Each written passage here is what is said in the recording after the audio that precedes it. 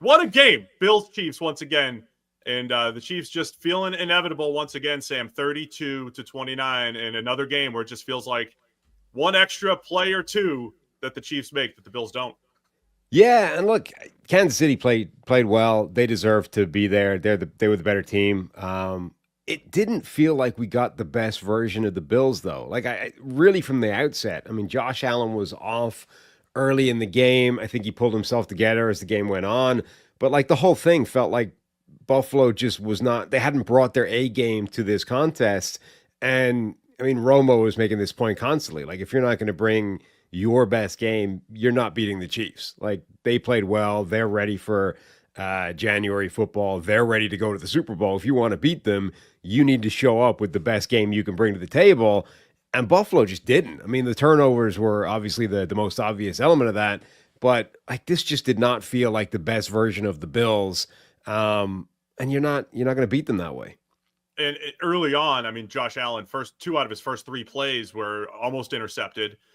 He had two fumbles in there. They recovered both. The fumble luck was kind of going the Bills' way here, including that 4th and 1. One of them, I mean, there's so many plays to talk about, but one of the 4th and short QB sneak conversions, Allen goes over the top like it's the goal line. You don't go over the top unless it is the goal line because it's easy. Even if you are a cyborg like Allen, it's easy to fumble. And he kept recovering those fumbles. So it did feel like the Bills actually got some of the luck. I will say after all that, we'll work through all the key plays. They're up 1, into the fourth quarter, and that QB sneak that they end up reviewing. They called him short. They reviewed it. They uphold it in favor of the Chiefs. Then the Chiefs go down and score the go-ahead touchdown. That felt huge, and I thought reasonably we all felt like he got to the 40-yard line. Ball was at his chest. I think they only needed like half a ball, and I thought he got it, but still might be one of the calls that people are talking about, not to take anything away from the Chiefs. Yeah, it will be. I mean, but the thing is, it was one of those plays where, I mean, I put it in I sent it in the message, like immediately it happened. Like he absolutely cleared the plane, like broke the line to gain, but there's no way they're going to give it to him based on the replays. Like you can't see the ball. And whilst I agree, it's definitely over the line somewhere in there. Absent seeing the football on the replays, they were just never going to give them that play. So as much as like it's an incorrect call because the ball was definitely over the line at the time, it's the kind of incorrect call that they make in that direction all of the time if you can't see the football. So yeah, like that definitely screwed Buffalo, but it was sort of within the realms of you get screwed by that call all the time. Yeah. I mean, look, Kansas City, another 3-phase win. I know they gave up 29 points, but you get another one of those 4th and 5s back-to-back, 3rd and 5 and 4th and 5, classic Spags. He's going to go all-out blitz. And it's not as simple as, hey, I know the blitz is coming. You don't know where it's coming from. You don't know who the free rushers are. On that 4th and 5, there's like 3 free rushers on Josh Allen. He still heaves the ball up and has Dalton Kincaid. I mean, it's not the route, but Kincaid works his way back into it. He's right at that you're in field goal range marker, and the ball goes through his hands. I mean, when we get to these games, there'll always be those one-off plays that we look back at, and I know that has to make Bills fans sick thinking about that one play with Kincaid having the opportunity for the long 4th down conversion. That was Allen's miracle play. He made it. I mean, that was the blitz was dialed up. They didn't expect it. There was immediate pressure. Allen is dead. The play's done. And it looked like he just heaved up a prayer, and he actually puts it right in the correct spot where Kincaid can come back to it. He got there and he just dropped the football. Okay, it was, it's not the easiest catch in the world because you've got to adjust. You're coming back. It's low. But dude, catch that ball. I mean, you have to have that. It's like the Mark Andrews play for Baltimore. Is it exactly where you would want it? No, but you got to catch that. That's almost the game right there. That would have been a huge play for Buffalo to keep that alive, put themselves in field goal range, and potentially, have that go-ahead touchdown if they can keep that drive going. But again, they couldn't make those plays. Like Allen had a bunch where he didn't make it. Kincaid had that one where he didn't make it. There was a play that was a big sequence before halftime where Curtis Samuel drops the ball where it was a bad location from Josh Allen. The throw was bad, but it was one he should have caught. Drops it, ends up That was 2nd and 10, I think. It would have been, if he just caught the ball that was bad, it would have been, 4 or 5 yard gain. If Allen had hit him in stride, it would have been like a 20-yard gain because it was a busted coverage. Instead, 2nd and 10 becomes 3rd and 10. They end up having to punt that away. That's when the big punt return happens. Kansas City scores at the end of that. And suddenly, like, this like domino effect from Josh Allen being slightly off on a throw to turn what could have been a big gain for them into an incomplete pass and then a 3rd down failure. That ends up with Kansas City scoring a touchdown like before halftime and putting like Buffalo in a hole. But and even after that, and this is what it felt like, I think, from a Buffalo perspective, where you need all of those things to go your way. You can't make mistakes. You can't have lulls like that, right? They're down 21-10, and they still make the miraculous 29-second left touchdown, Josh Allen to Mac Hollins. Allen, in crunch time, a bunch of times in this game, did make some huge big-time throws down the field. And I'm not saying I didn't like the Bills' game plan, because they did something kind of similar to what the Texans did last week. They came out in the second half, ran it right down Kansas City's throat, and did an unbelievable job of controlling the ball and saying, hey, we're going to run the ball, get back in rhythm. That's when they took the lead. It did feel like for a short time Buffalo might be able to, get control of this game once again, which is why that 4th down stop was so huge. They're up 1, driving to try to go up, 8 at worst, and people are already asking, hey, if you were to go, if you were to score a touchdown, would you go for 2 to try to go up 9? You got to play this aggressive game against Kansas City. We didn't get to see that. I do believe on the other side, though, Kansas City's offense, man, they just had so many answers for everything. Losing Christian Benford early was a massive blow to Buffalo. And look, say what you want about Romo. He was highlighting it a lot. They wanted to play a lot of man coverage. Kansas City, whether Benford was in there or not, they did have great answers, right? They were rolling Mahomes out a ton. They got him on the edge a lot as a design runner, just a random, bootlegs, whatever it was. They did a great job using Mahomes' legs, moving the pocket, protecting the offensive line that we talked about was one of the worst that Mahomes has played under. So just a lot of good things, I think, from Kansas City schematically. And, of course, Mahomes, other than that one fumble, right, plays another outstanding, clean game. Yeah, I mean, I felt like Kansas City's game plan on both sides of the ball was better than Buffalo's. You're right. Like, they generally had the answers, but the drop off from Christian Benford to Kaiir Elam is amazing, which is even more remarkable when you consider they came from the same draft class, and Elam was the 1st-round pick, and Benford was the 6th-rounder. Like, the dynamic between the two of them makes perfect sense if you just flip the order they were drafted in. If you thought if you thought that Benford was the 1st-round pick and Elam was the 6th-rounder that's just somehow still on the roster, that would make total sense. You'd be like, oh man, the 1st-rounder's done. Now this 6th-round scrub has come in. They're in trouble. Only it's the exact opposite. Like, Benford beat him out almost immediately. He's the good player, and Elam is just a total bust. He can't play. Like, they know he can't play. He's only still on the roster because he's a 1st-round pick, and they haven't really found the obvious sort of way of just getting rid of him at this point. But they don't want him on the field. This has happened multiple times when he's had to come in. He was getting absolutely barbecued repeatedly. The little montage they pulled up, in which the worst play was the one where it went somewhere else completely, but he gets beaten so bad in the break that he spends 5 seconds falling over. Like, he couldn't even fall over quickly. He just sort of just falling out of control for about 4 seconds in the wrong direction. So that by the time he finally went face first in the turf, his dude is like 25 yards that way with no one around him. That has a huge effect on what you can do from a defensive point of view. And obviously had an effect, but like, Kansas City were really good regardless.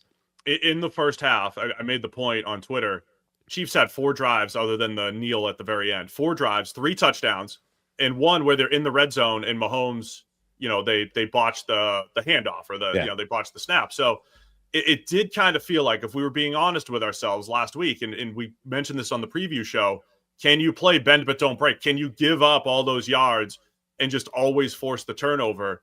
And again, I think the fact that this was, for all the what ifs, I think going Buffalo's way, Dalton Kincaid and 4th and 1, for all those what ifs, I do feel like Buffalo maybe got more of the what ifs. Not that they got, but like all the fumble luck, right? They recovered Kansas City's fumble. They recovered 2 or 3 of their own fumbles, got away with some turnover worthy plays from Allen. And again, they weren't stopping the Chiefs offense in the first half unless the Chiefs forced it themselves, right? The Bills jumped on the fumble, but it was an unforced error, right? It wasn't anything the Bills really did. So they made a few key stops in the second half, but then, again, game on the line. You have a couple chances to stop the Chiefs, and they always find a way. And say what you want about Romo, we're gonna roll Mahomes out. Like Romo's knowing what Kansas City's gonna do. The Bills didn't have any answers for Mahomes breaking the pocket either on the design run or on just the sprint out. And I thought Kansas City leaned into that extremely well. Yeah, I mean, so interestingly, big picture, the turnover stuff did kind of go the same way. Like early in the game, Kansas City is doing what they want on offense. Buffalo's defense giving up a ton. And you're like, yeah, but remember last week, they couldn't stop Baltimore either. It's just that they kept getting turnovers. Like Baltimore outgained them. They were the better team overall if you take out the turnovers. And the turnovers were what swung it back in Buffalo's direction. And that's happened consistently this year. And so the discussion was going into this game, can they continue to win the turnover battle against a team that generally stops making mistakes in the postseason? Well, it didn't feel like that because the first two passes Josh Allen threw, he threw to Kansas City Chiefs. But they weren't punished for any of them. Like Buffalo kept putting the ball in harm's way or on the ground, and the Chiefs weren't coming up with it. So the turnover battle was still actually won by Buffalo. They got the one turnover with the fumble, which was a mistake that Kansas City made. They don't make mistakes in the postseason. That was a mistake. They screwed up. They put the ball on the ground. Buffalo pounced on it. Okay, the Bills defense did nothing to earn it, quote unquote, but they got it. So big picture, they did actually get that turnover, win the turnover battle, and that puts you in this coin flip situation. Like the problem is they were still sort of overmatched to the point where either they couldn't make enough plays on their own, or, any one of a questionable officiating call, another questionable officiating call, like any one of a few sort of individual plays going against them then is the difference between winning and losing. But like in a weird way, like big picture, it didn't feel like it because the Bills felt like the team that kept putting the ball in harm's way, but they did actually win the turnover battle again. Yeah, it did. It just felt like because the Bills fell behind early, and again, they flipped it for a minute, right? They got up one, and then they had, the biggest drive of their season was the one that ended on the 4th and 1 goal line. The QB sneak, where they had already converted a QB sneak earlier on the drive. How many high leverage 3rd and 4th down plays were there? And look, the Bills had a lot of times that they were stopped on 3rd, got it on 4th, but they missed 2-point conversions. The Chiefs held on those. The Chiefs got their 1 2-point conversion. There was a lot of these little plays that added up. But even, Buffalo, I thought they had a bad play call on one of their 3rd and goals. They throw a fade, didn't really have much of a chance. They come back the next play, still get a touchdown. There was just such a fine margin. It's like describing every Chiefs game this entire season. There's a fine margin where the Chiefs, they did a better job at the margins on those one-off type of plays. And when they needed it in crunch time. And I also think high level, they had an outstanding offensive game plan, getting Xavier Worthy involved. When Buffalo did heat Mahomes up a little bit, as usual, he had blitz answers, finding Juju Smith-Schuster over the middle of the field for a couple big plays. The Chiefs just had a ton of good answers for the Bills defense. Yeah, I mean, I think realistically, if you want the sort of overarching reason Buffalo didn't win this game, they weren't good enough on 1st and 2nd down on offense. Like it felt like the entire game was lived from their point of view in 3rd and 4th down. And it kind of was. I mean, they went for, I think, 6 4th down conversions because they were always in 3rd down. Like they were like 14 or something, 3rd down plays for them, 9 5 for for 14. Sorry, 5 for 14 on 3rd down for the Bills.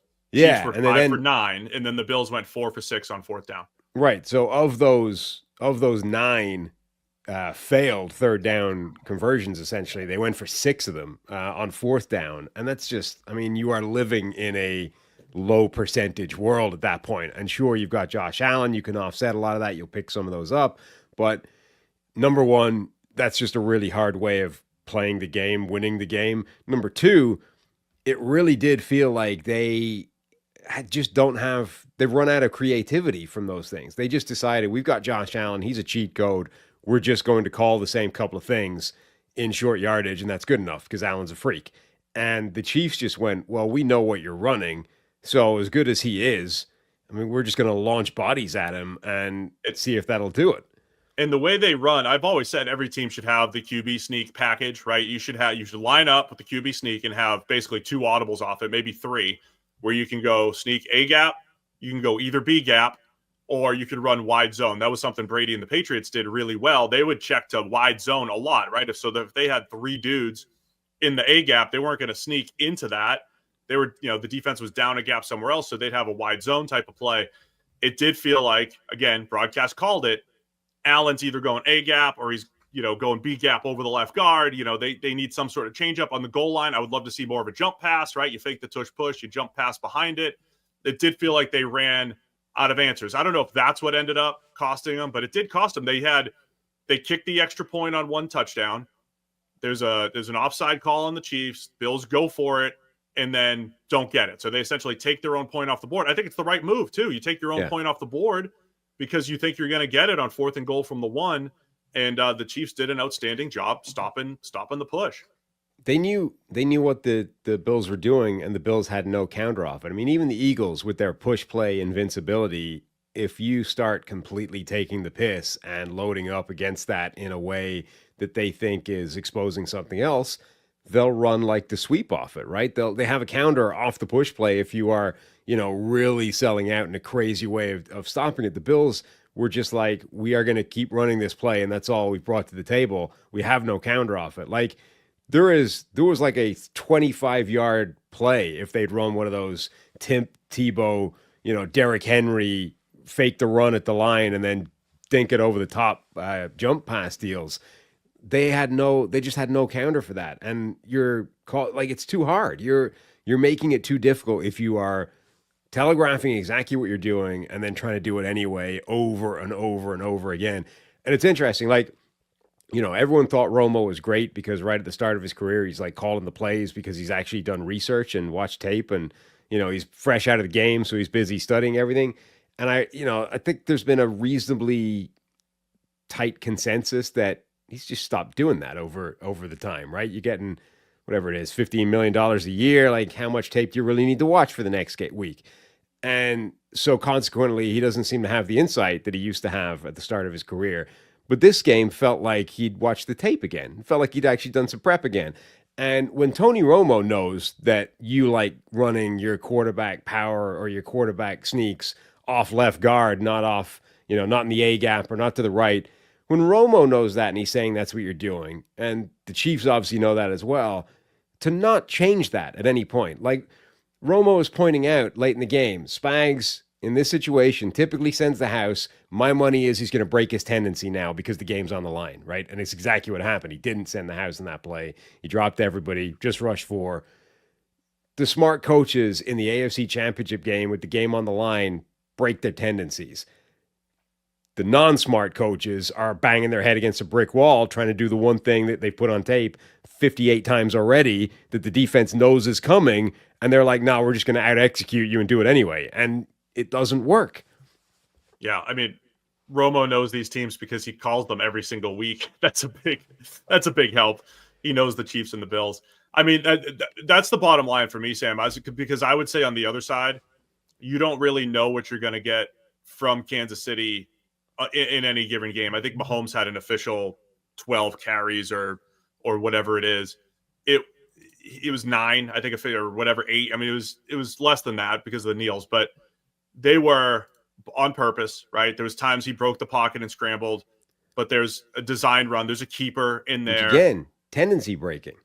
Yes, and look, I think the old Dr. Eric Eager, when he was a Chiefs fan and not Panthers vice president, and friend of the show, Nick Wright. I mean, it's going to sound obnoxious to non-Chiefs fans when they say, oh, we're just sleepwalking through the regular season. We're saving the good stuff.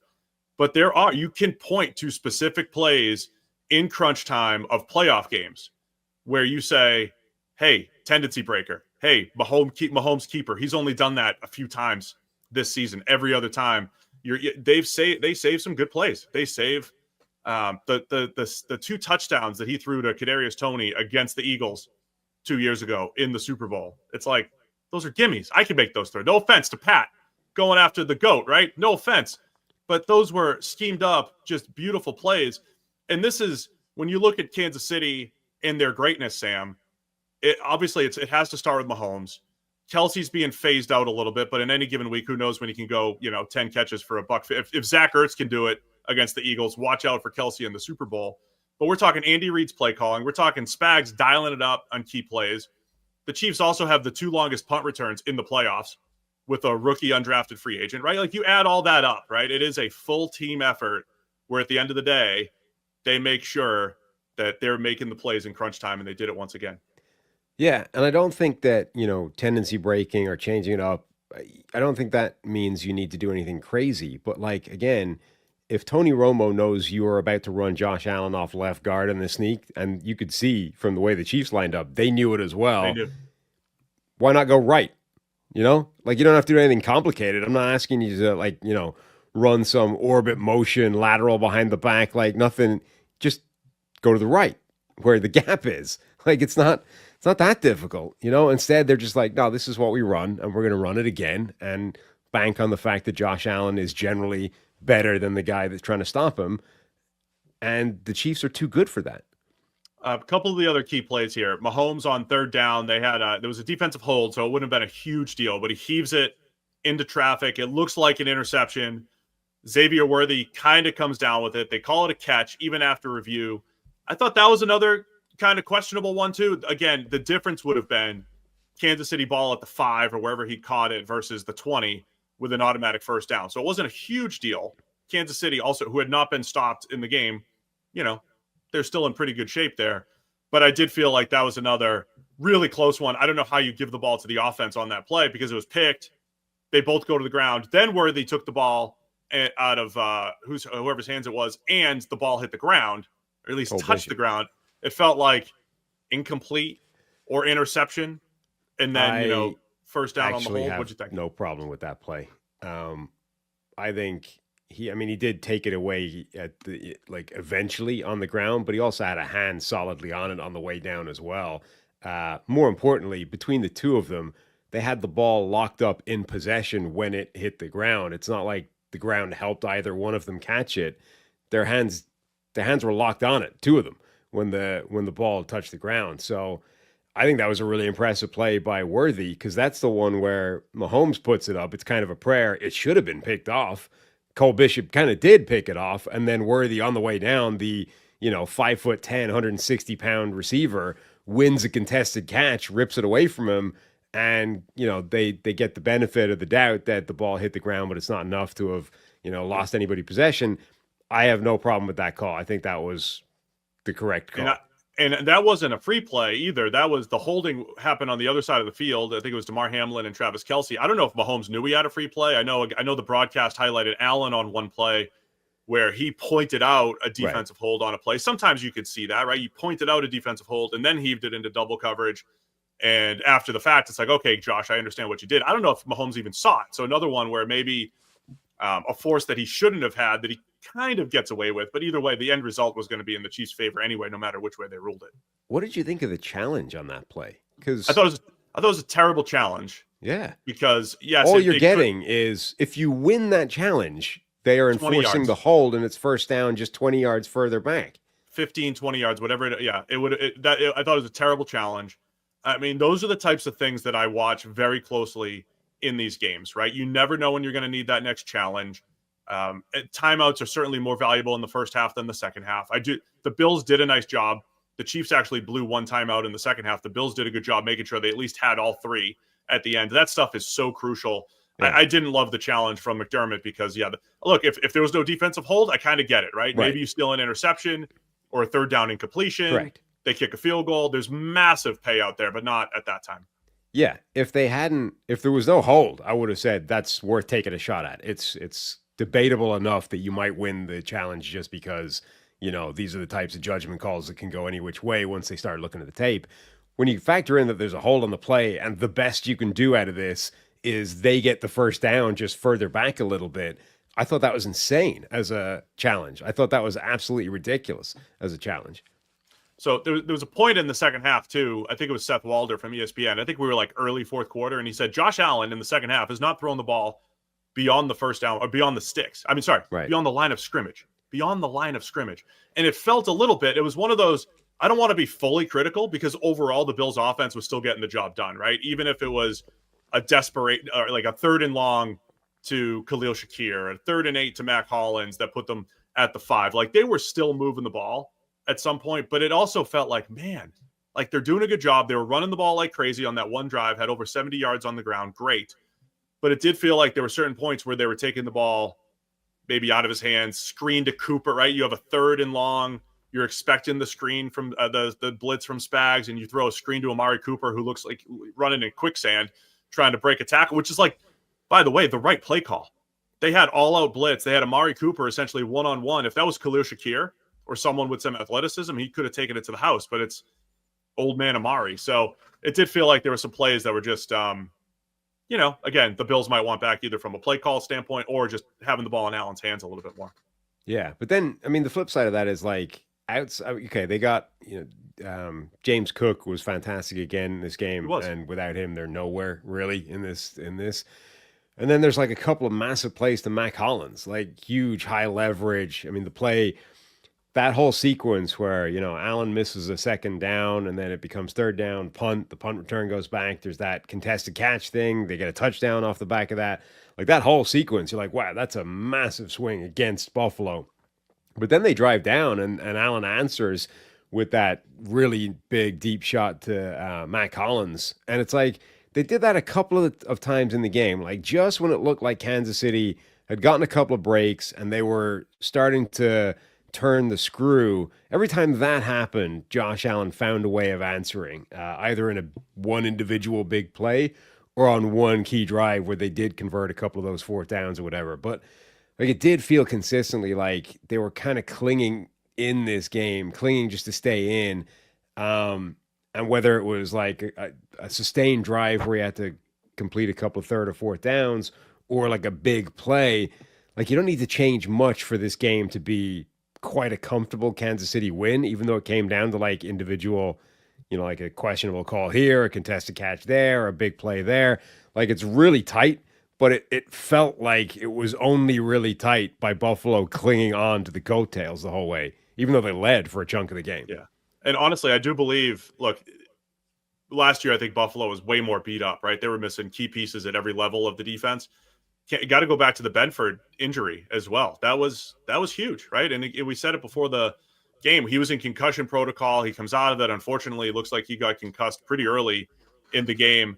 And for a team that was playing man coverage this whole game, that was kind of how they attacked Mahomes in the earlier matchup and had a lot of success. It did feel like they're out of their game plan, and Elam was just an absolute mismatch. I also just want to shout out Xavier Worthy generally, right? I mean, the last 2 weeks, the guy that had not been making contested catches starts making contested catches, and he's become a little bit of everything, right? He's the horizontal threat that they get out into the flat. He's not a pure vertical threat that's just getting behind the defense, but enough, a deep out or whatever here and there to, take advantage of off coverage. Worthy has become a pretty good weapon here. And I won't even bring up the fact that Kansas City traded up to get him. We don't have to bring that up, that Buffalo traded down and let Kansas City get Xavier Worthy, but Worthy ends up becoming the leading receiver here, 6 catches for 85 yards and a score. Well, I mean, it's worth bringing up, though, because Xavier Worthy and Keon Coleman are forever going to be linked for that whole dynamic. And we were kind of saying this, at draft time, we were like, we're going to find out in January. One of these guys is going to have a big game. One of these guys, will get an idea. Obviously, one game doesn't mean anything, but Xavier Worthy makes one of the plays of the game with that contested catch, ripping it away from Cole Bishop. You can debate whether it should have been a catch or not. It ends up being a catch. Like he makes one of the plays of the game and also had, a few other plays, ends up with 85 yards and a touchdown.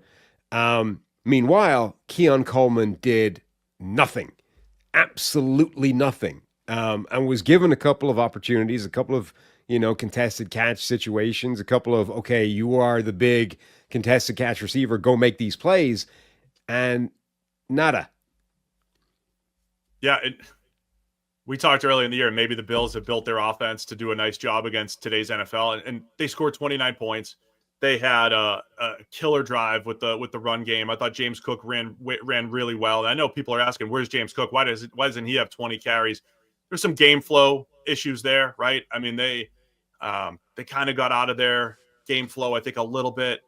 But then this game, oddly enough, felt like, man, they could use an X receiver that could beat one-on-one because the Chiefs are going to play one-on-one. And it's the second straight game I'm sitting there pulling my hair out watching the Bills' third down call, and then the fourth down call worked. The first game, when they played in the regular season, the Bills ran it right at Chris Jones on 3rd and 1, and he just blows up the play. It's like, why would you do that? Then they come back and get the fourth down. And in this game, key third down in the red zone, and they throw Keon Coleman fade against Trent McDuffie, the best corner on the Chiefs and one of the best corners in the NFL. It was never on. They didn't even have a prayer. And then they scored the touchdown on the next play. Didn't really matter. But there's definitely certain plays in this game where they needed an Amari Cooper, a Keon Coleman to win some one-on-ones. It turns out it's Mac Hollins, making some big plays. But as far as like pure one-on-one, go beat man coverage, it did feel like maybe they're missing that pure X receiver that they were hoping that either Coleman or Cooper could be.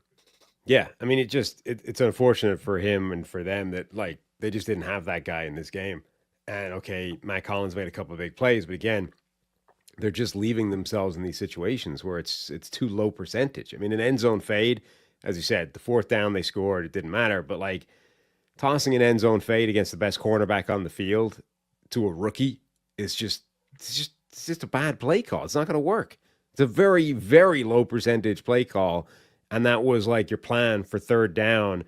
And you were just in such a situation that you need to go for it in fourth anyway. And you found a way of making that happen. But like, I think the difference between the two teams in terms of what they had prepared for this game was stark on both sides of the ball. All that said, I still love the way Buffalo was constructed this year. I love the fact that they could run the ball when they needed. I think they did a nice job up front against Kansas City. They had opportunities, right? We're talking about a handful of plays that the Kincaid drop, the fourth and inches QB sneak stop. Those are the plays. You say Kansas City made them. Yeah, the Kansas City, I would say, they made the stop on Allen, but man, the Buffalo Bills and their fans are going to be thinking about Kincaid and that drop, I think, on the heave. Any other plays or specific things about this game? I want to talk about what it means, obviously, for the Chiefs, but for the Bills as well. Big shout out to Joe Thuney, still playing left tackle. They haven't made that switch of going back to DJ Humphries and moving Thuney back into guard. They're like, no, we're happy with this. We know at least what this is. Joe Thuney played well at left tackle. Obviously, he had some help, but he held his own one-on-one on several occasions. Caliendo inside is the weakest link on that offensive line as long as that is the 5. But even Jordan Phillips had one of those Vita Vea plays you always talk about. It's like, Jordan Phillips, you're 340. Why can't you do it? Actually, my wife is over here like, why doesn't he do that every time? I'm like, well, he's not that great. He does it once in a while. That was an unbelievable sack and a huge play at the time. Yeah, John Ledyard was like, Jordan Phillips with this like all-time play out of absolutely nowhere. It's like every really good Jordan Phillips play is out of absolutely nowhere. Like he has like 5 plays a season that are amazing and then nothing. But yeah, he wrecked Caliendo on that play. But overall, Caliendo held up fine, which put that offensive line back to being, the usual very solid, very good group that it is. As long as, left tackle isn't this glaring weakness or the left side isn't this weakness. We said coming in, right? Like that's where the bullseye is. Buffalo's defensive line needed to be able to win against that group, and they didn't. I think a part of that, I'd have to go back and see the flow, but it felt like early on they really wanted to run that 3-man rush with Matt Milano as the spy. There was one key play where it did work. He sacks Mahomes on the scramble, took the Chiefs out of field goal range. That was huge. And then it felt like in the second half, they were trying to speed him up. They were trying to heat Mahomes up. They knew they couldn't cover for very long.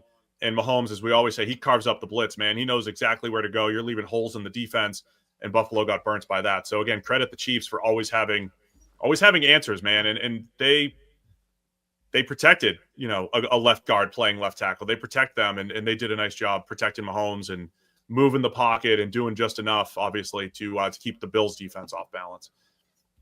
So Chiefs going for their three-peat, obviously historic, 5th Super Bowl that they've been to. They're 3-1 already. Mahomes only been starting for 7 years, whatever it's been. So incredible run here by Kansas City. And now where does Buffalo go from here? Because you're sitting here saying last year, felt like could be the year. This year feels like it could be the year, in this unbelievable story that they can beat the Chiefs in the regular season, but not in the postseason. And you're always 1 or 2, 3 plays away. And here we are once again for Buffalo. I mean, the symmetry with that is getting kind of ridiculous now. Like 4-0, Josh Allen being 4-0 against Mahomes in the regular season and 0-4 against him in the postseason is kind of ridiculous. That should not be possible, the way that these games are all coming down to individual plays. And yet that's what's happening. That's the reality. Whether that's, Kansas City consciously being able to up their game in the postseason, whether that's Buffalo wilting in the postseason under the pressure, whatever it is, it's happening repeatedly in both directions. Buffalo, to me, though, this was the conversation with Dallas, right? If you're getting to this stage, do you make changes because you've hit your level, or do you just keep knocking on the door and eventually it'll open? Because they're hitting Kansas City every time, right? Or most times. Just keep knocking on the door. Like, you can beat them. You beat them in the regular season. And even if you have to factor in an upping of 10 percentage points once you hit the playoffs, because the Chiefs decide to play better in the playoffs, you've got 10 percentage points in you. Like, we know that. Like, Buffalo could have played 10% better in this game easily. They left plenty of plays on the table. There's 10% better Buffalo performance in this team without changing anything dramatic. Re-up. Let's do it again. Let's go find an X receiver. Let's go try find one of those guys in the draft or in free agency, and let's just come back. Like, eventually, unfortunately, as long as you're in a conference with Kansas City, this is the reality most years, right? And I don't think you need to do anything crazy to try and get past them. You're already meeting them most of the time. You're just going to have to keep banging until you get past. And this was the year that they kind of reset with a little bit more youth, certainly in the secondary.